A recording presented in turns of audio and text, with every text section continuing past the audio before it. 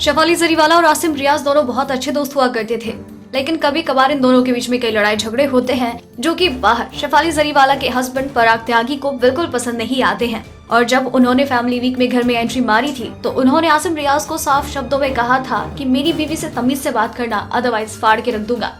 और अब पराग त्यागी ने अपने इंस्टाग्राम पर एक और वीडियो पोस्ट किया है जिसमें उन्होंने खुलेआम आसिम रियाज को एक मैसेज दी है, एक ट्वीट दिया है।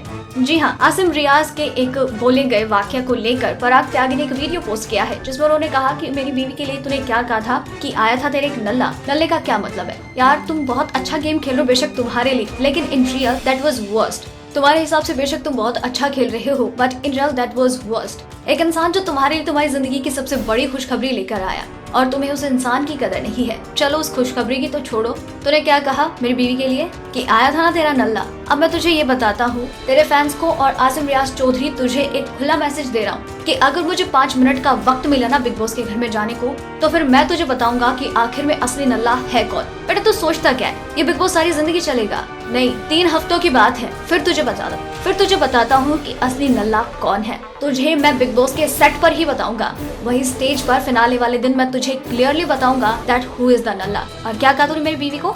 क्या कहा था तूने? आया था तेरा एक नल्ला। अरे मेरी बात तो दूर की है, अगर तूने मेरी बीवी के सामने बोला होता ना तो वो तुझे फाड़ के रख देती, और अगर मैंने ऐसा नहीं किया ना तो तू मेरे मुंह पे थूक देना।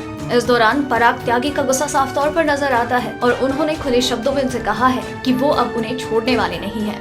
बिग बॉस के इस टेढ़े सीजन की और भी कई टेढ़ी खबरें ही जानने के लिए बने रहिए हमारे साथ।